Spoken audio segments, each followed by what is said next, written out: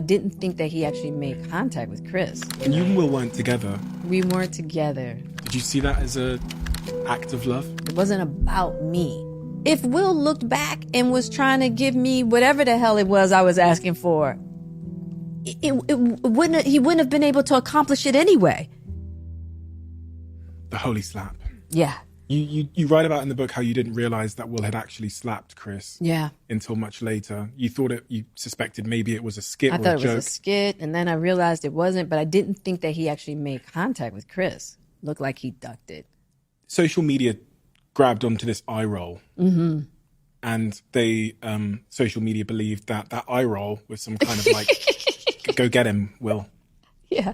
And even if it was like, I can't force Will to do anything. You and Will weren't together. We weren't together as, we were family. You're listening to Prime Definition. Prime Definition. Prime Definition. Prime Definition. Prime Definition. Prime Definition. Prime Definition. On Foresight FM podcast. Yes and no.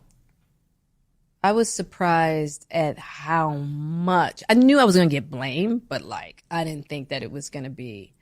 I mean, it was insane. It was like, wow. But I knew I knew it was going to be a storm. In the book, you say protection is your love language. Mm-hmm. He protected you, didn't he? Did you see that as an act of love? It's a really complicated moment.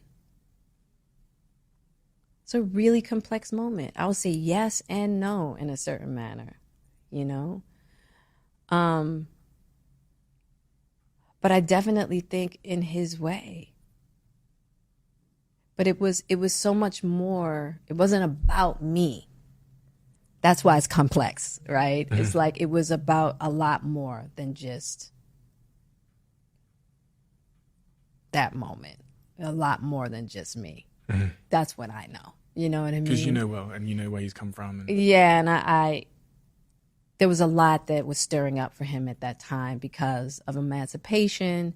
And he and Chris have their own history. Going back to the 80s. Yeah, going back to the 80s. And it's a deep one. You talk of this loss of identity when you married Will. And this is a quote I wrote down. It feels like I can't grasp my own journey. At times I feel resentful and angry. I don't know what to do about it. You and Will had these two sort of different visions for happiness in your lives together. His being that he wanted to take over the world as a global, movie star, all the things that he is. And within there, you start to lose yourself a little bit, it seems. This word resentful. Yeah. Very interesting word.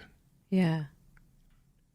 Can you give color to that word? Why you chose to use that word? Because it's true. It was like I felt as though at that time,